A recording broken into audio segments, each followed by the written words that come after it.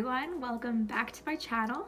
Today is especially exciting because I am here in Banff talking to you from the Canadian National Perinatal Research Meeting, CMPRM. I actually just got back from presenting my research on adverse neonatal outcomes for Indigenous infants in Canada, the US, Australia, New Zealand.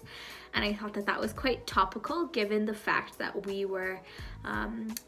had a really amazing presentation from Dr. Henderson this past week regarding cultural competency in terms of Indigenous health. And so the first thing I wanted to talk about is pertaining to Indigenous health and cultural competency, just because that is essentially something that I've really had to focus on in conducting this form of research.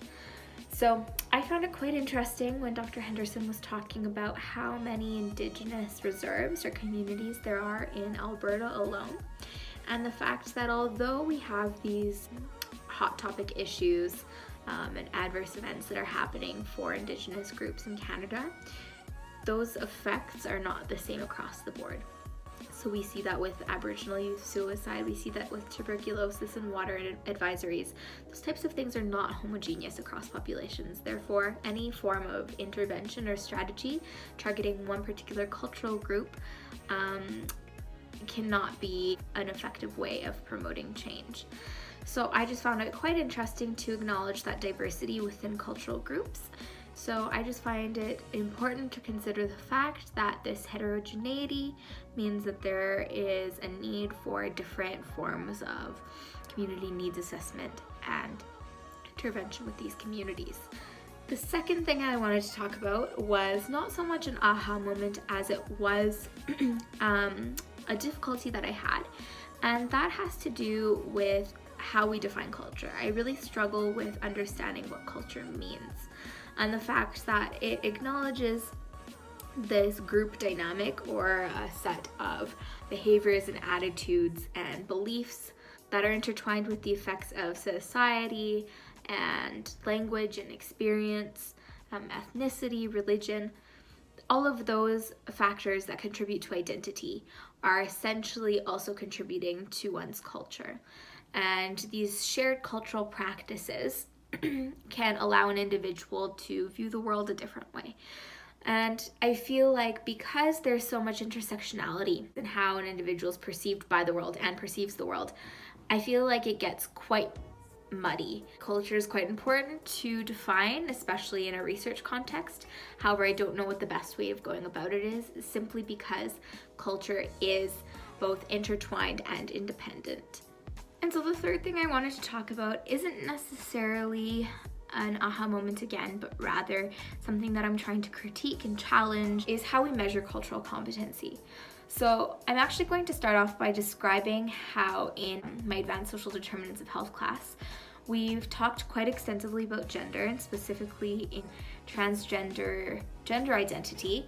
Transgender individuals who are seeking transition-related care feel as though the physicians that are providing them with care, let's say for a sore throat, seem to think that their gender identity has played a role to some extent in informing that outcome. It's not a thing that has to do with gender. I feel like that concept can also be applied when providing care, or especially mental health care, to individuals of a different cultural background. So oftentimes we, as human beings, approach a situation based on what we've experienced before, what we know or have come to know, and sometimes those are stereotypical thoughts. So if we're approaching a situation where a patient is from a different cultural background or has different cultural preferences, then it is only natural to extrapolate and believe that a particular set of health outcomes is indeed influenced or affected or caused by those particular cultural practices and behaviors. Measuring cultural competency by way of the websites and frameworks that were presented during the student-led seminar can actually be a little bit simplistic and remove from the complexity that is required to understand the effects of culture on health.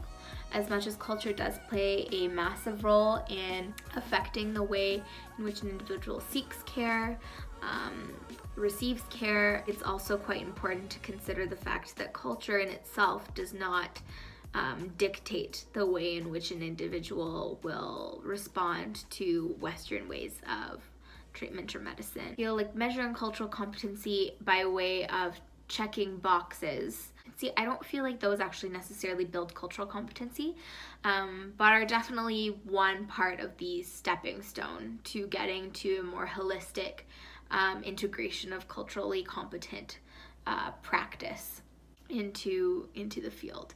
So those are my thoughts for this week. I know that they're not necessarily integration of concepts into what I already know, but rather questions or challenges that I have moving forward.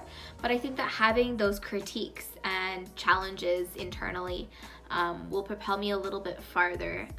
What I'm planning on doing is actually seeking out some literature and looking on Twitter to see what the discussion is like surrounding cultural competency and its effects on practice.